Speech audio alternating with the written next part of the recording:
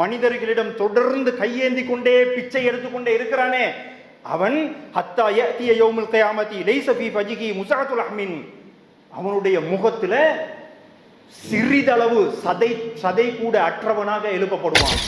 அதே போல பாருங்க, நபிகள் நாயகம் என்ன செய்யறாங்கன்னு சொன்னா, ரோம பேரரசு இருக்குது பாத்தீங்களா, அந்த ரோம பேரரசின் அரசனுக்கு ஒரு கடிதம் எழுதுறாங்க.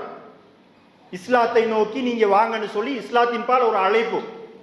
இவன் அந்த கடிதத்தை பார்க்கிறான். பார்த்தா புதிய ஒரு நபி வந்திருக்கிறாரு என்று சொல்லி அந்த கடிதத்தை பார்த்தோன்னு இவனுக்கு தெரியுது.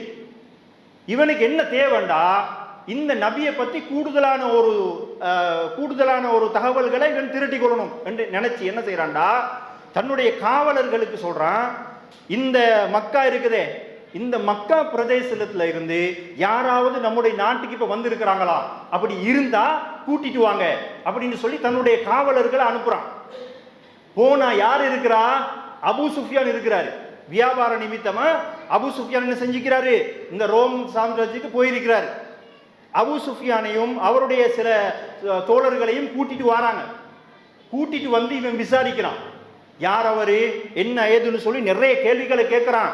அதுல ஒரு கேள்வி என்ன தெரியுமா, அவர் உங்களுக்கு என்ன சொல்றாரு, நபின்னு சொல்றாரு தானே, உங்களுக்கு எதை கொண்டு ஏவுகிறார் அப்படின்னு சொல்லி கேட்டோன்னே அபு சுஃபியான் என்ன சொல்றாரு, தொழுகையை கொண்டு ஏவுகிறார், எங்களுக்கு தொலை சொல்றாரு. அதே மாதிரி உறவினர்களோடு நன்றாக அண்டி பழக சொல்றாரு, சுயமரியாதை ஏவுகிறார். அடுத்தது என்ன சொல்றாங்க, சுயமரியாதையோடு வாழ சொல்லி எங்களுக்கு கட்டளை இடுகிறார். எப்ப, நபிகளாருடைய ஆரம்ப காலத்திலே, நபிகளாருடைய ஆரம்ப தாவாலே என்ன இருக்குது, தொழுங்க, உறவினர்களோடு அண்டி பழகுங்க, சுயமரியாதையோடு இல்லைங்க.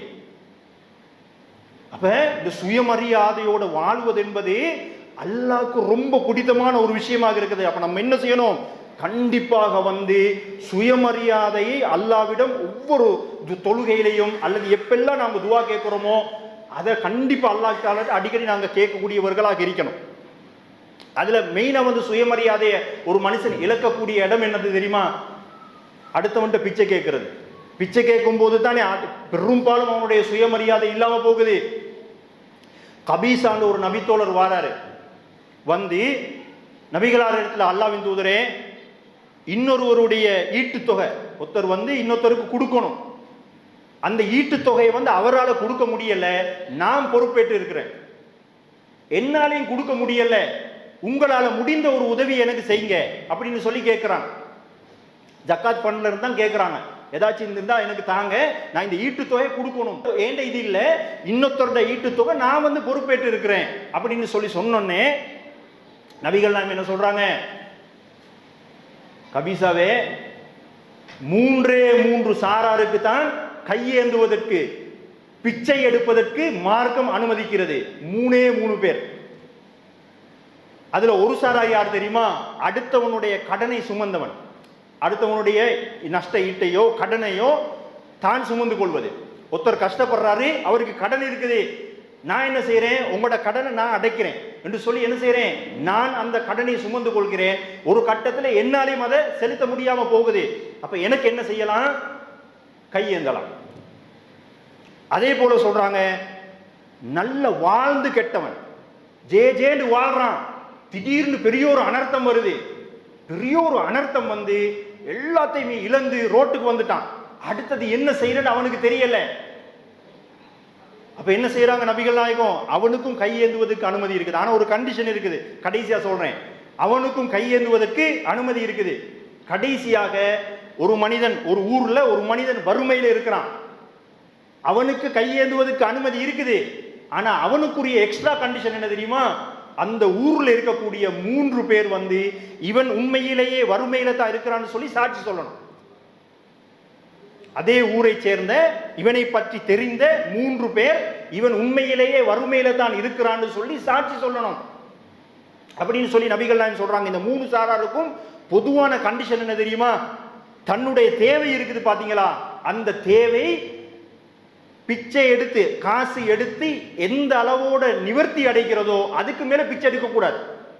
இப்போ ஒருத்தர் 1 லட்சம் ரூபாய் கடன், நான் என்ன செய்யறேன், அடுத்தவங்களோட கையேந்தி 1 லட்சம் ரூபாய் வசூல் வந்துருச்சு, அதுக்கு மேல 1 ரூபா கூட நான் எடுக்க கூடாது. என்னுடைய தேவை நிறைவேறுகிறதோ அதோட நிப்பாட்டி கொள்ளணும், அதுக்கு மேல எடுத்தா நீ ஹராத்தை தான் சாப்பிடுற என்று சொல்லி நபிகள் நாயகம் சொல்றாங்க. இது சஹீஹ் முஸ்லிம்ல 1887வது ஹதீஸாக இடம்பெற்றிருக்கிறது.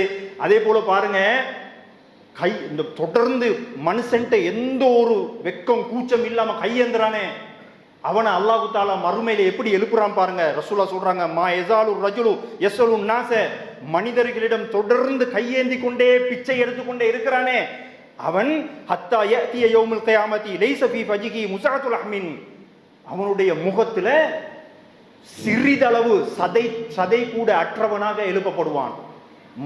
உடம்புல மற்ற எல்லா இடத்துலையும் சதை இருக்கும், முகத்துல மட்டும் என்ன இருக்கும்? சதை இருக்காது, எலும்பு மட்டும்தான் இருக்கும், எலும்பு தெரியும். இந்த மாதிரி யாரெல்லாம் எழுப்பப்படுறானோ அவனுக்குரிய அடையாளம் என்ன? இந்த உலகத்தில் அவன் கையேந்தி இருக்கிறான், அளவுக்கு மீறி தேவைக்கு மீறி பிச்சை எடுத்து இருக்கிறான் என்று தான் அடையாளம்.